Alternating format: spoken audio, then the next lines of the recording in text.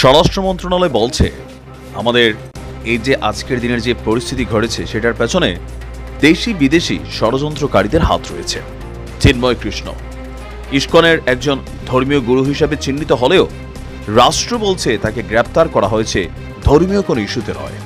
তিনি যেই বাংলাদেশের জাতীয় পতাকাকে অবমাননা করে যে গেরুয়া পতাকা উড়িয়েছিল তার বিরুদ্ধে যেই বক্তব্য ছিল সেই বক্তব্যগুলো ছিল রাষ্ট্রদ্রোহিতার শামিল, আর যার কারণে তাকে গ্রেপ্তার করা হয়েছে।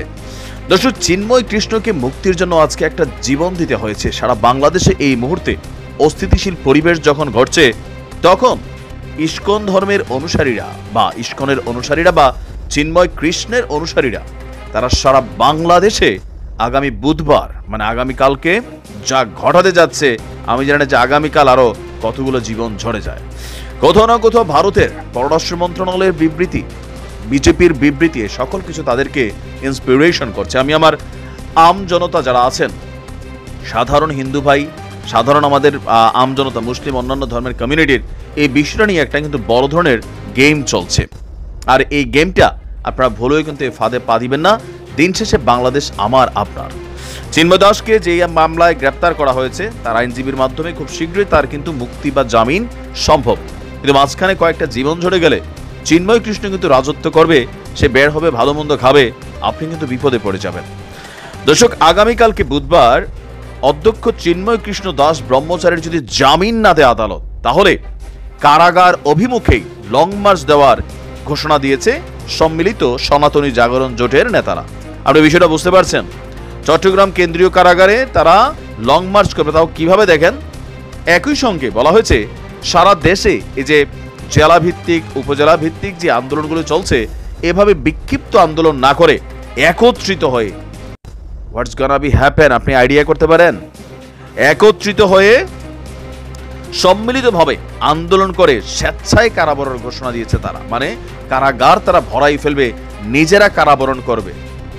আপনি চিন্তা করতে পারতেছেন যে কি ঘটতে যাচ্ছে?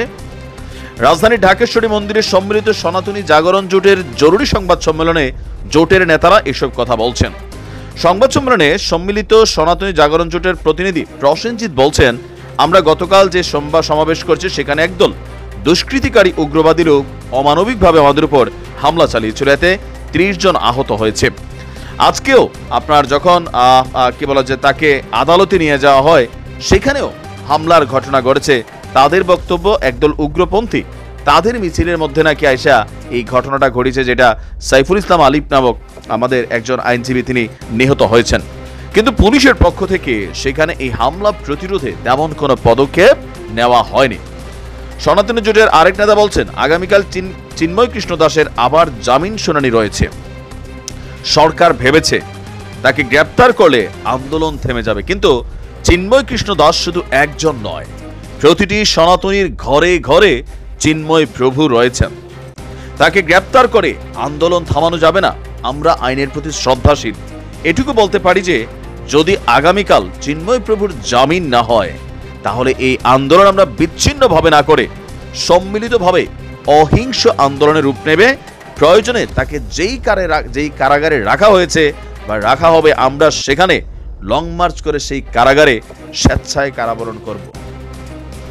হঠাৎ করে এই সিদ্ধান্ত, এই অ্যাক্টিভিটিসগুলো কোথাও না কোথাও ভারত অন্তত আমাদের এই ইস্যুটাতে যেভাবে একটা তারা কার্ড নাড়াচাড়া করছে, আবার আমাদের অনেক আলেমবাদী সমাজও এটা নিয়ে কিন্তু রাস্তায় নামছেন, কিন্তু নামা যাবে না। এখানে যেই ঘটনাটা ঘটছে, ইমোশনালি একটা গেম খেলা হচ্ছে। চিন্ময় কৃষ্ণ ব্রহ্মদাস যিনি আছেন, তিনি তার ধর্মের অনুসারী মানুষের কাছে খুবই জনপ্রিয় একজন ব্যক্তিত্ব।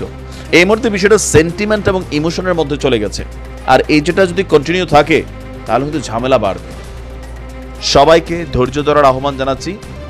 আইনের গতিতে চলবে, তবে সরকারের বক্তব্য তাকে কোনো ধর্মীয় ইস্যুতে গ্রেপ্তার করা হয়নি। বাংলাদেশে অনেক বড় বড় জঙ্গিদেরকে গ্রেপ্তার করা হয়েছে, ফাঁসি দেওয়া হয়েছে। যেমন বাংলা ভাইয়ের কথা খেয়াল আছে, এবারও দাঁড়িয়েছিল, এরকম আন্দোলন হয়েছে, কিন্তু তার পরিচয় কি ছিল?